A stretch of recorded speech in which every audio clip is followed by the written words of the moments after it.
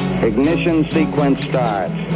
6, 5, 4, 3, 2, 1, 0. Liftoff. We have a liftoff.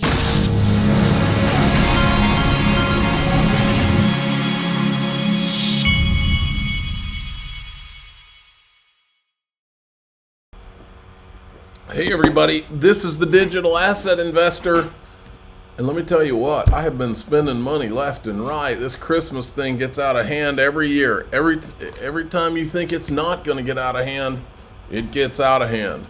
By the way, my wife told me I ought to run this by my audience. For the first time ever, I got in my truck to go put my Christmas cards in the mailbox. Went to the post office. They always have those things outside where you can, the post office the boxes outside where you can just drop it and not get out of your car. All of a sudden, all of the boxes are gone. I searched for 30 minutes around town. There are no boxes anymore. Does anybody know about this, what the plan is there and what the phenomena is?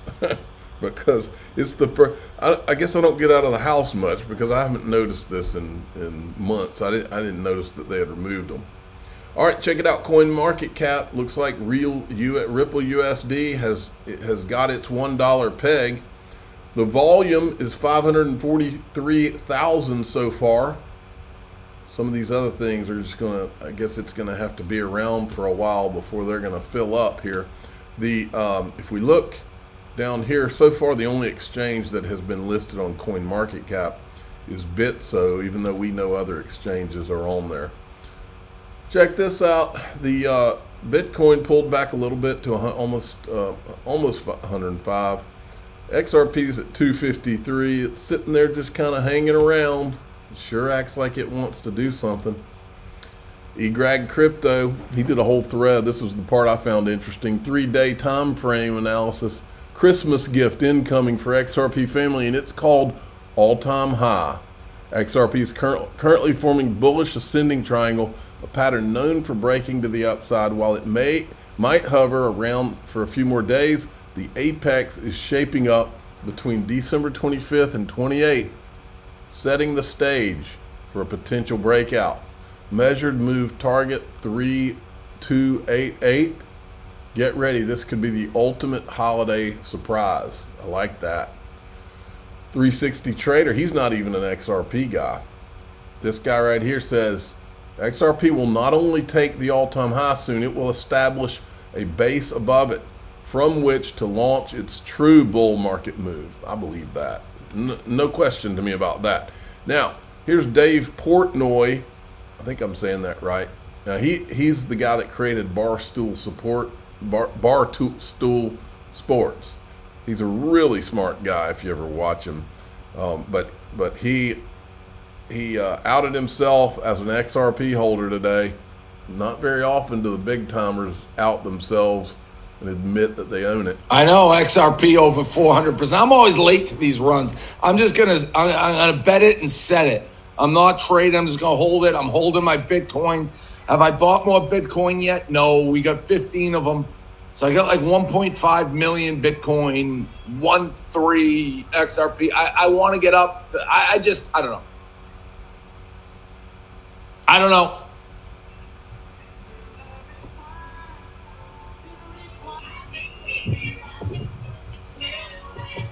Yeah, I saw the launch of RLUSD by Ripple, but I see Valley 986. I hear what you're saying. I do. As a degen gambler myself, I want the 10x coin like XRP. Bitcoin won't do that anytime soon. I don't know. Honestly, the way Bitcoin moves, it could. I've been saying that for the last God knows how long. I just sit there with a thumb up my ass and watch it rip. So maybe it could. In the RLSU, like that's not a hidden thing by Ripple. That coin I saw was already so much hype and talk. Garlinghouse. All right, he at least knows the surface stuff. And then here's Ripple's stablecoin being talked about on Fox Business. Ripple, a new stablecoin backed by the US dollar, now available to trade. Would you use Ripple to pay for things? It's not going to do much for retail, and it likely won't be integrated into the payment economy for some time, if ever. At first, it might be best for facilitating cross-border payments. Think institutional support, since it is a stablecoin. It has a one-to-one backing with the US dollar.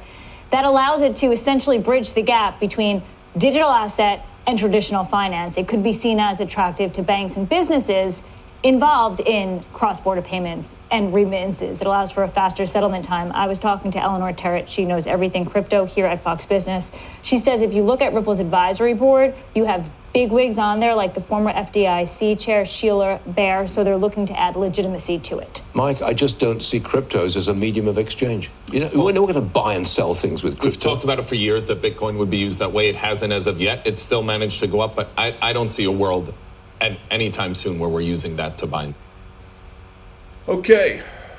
Charles Hoskinson was also talking RLUSD. Just a little bit about RLUSD. It'd be nice to see that become multi-chain, because I think it is a real competitor for Circle and Tether, and they bring a lot to the table, and it's about time that we have proper competitors in the marketplace, because these monopolies are creating a lot of issues for tons of different projects. For example, Cardano is a nearly $40 billion ecosystem, and Circle refuses to deploy on our chain.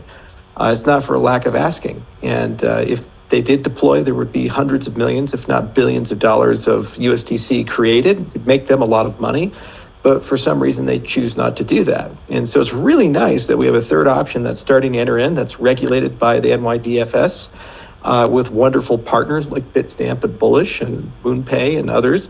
And I look really forward to seeing if we can find a way to get that into the Cardano ecosystem and for that to go multi-chain. You see, XRP is waking up, and one of the things about XRP is that it's going to start talking to not just the legacy TradFi world, but through smart contracts and bridges, it's going to start talking to the rest of the cryptocurrency industry. And there is enough functionality in XRP, just like Bitcoin, where there can be different DeFi layers that come in. And you already see this with the Flare interaction.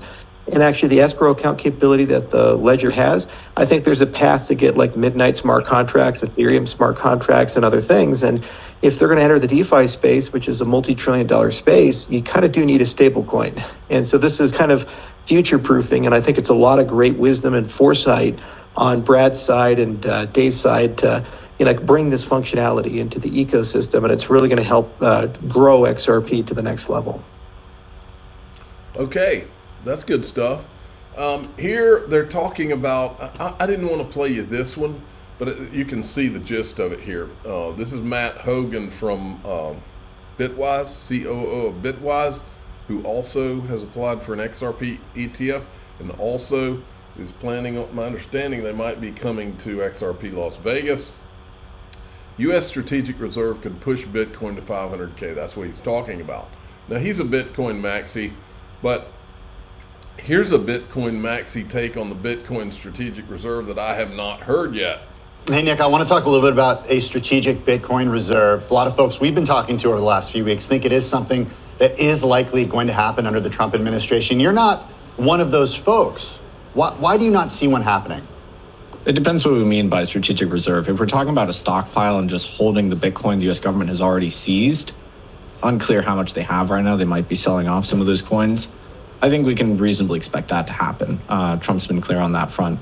If we're talking about Cynthia Lummis's bill, buying 1 million Bitcoins over 5 years, acquiring more Bitcoins for the U.S. government, or even potentially moving away from the existing dollar system to a Bitcoin-backed system, I don't think that's likely. I don't see support in Congress for that. Congress would have to authorize that. I don't believe that it would be prudent, frankly, for the U.S. government to signal a move away from the dollar system, move to a commodity standard based on Bitcoin. Any other nation state, it makes sense for them to acquire Bitcoin, and they are, Bhutan, El Salvador, that's fine. The U.S. is the issuer of the global reserve currency. We shouldn't do something that would call into question our own solvency.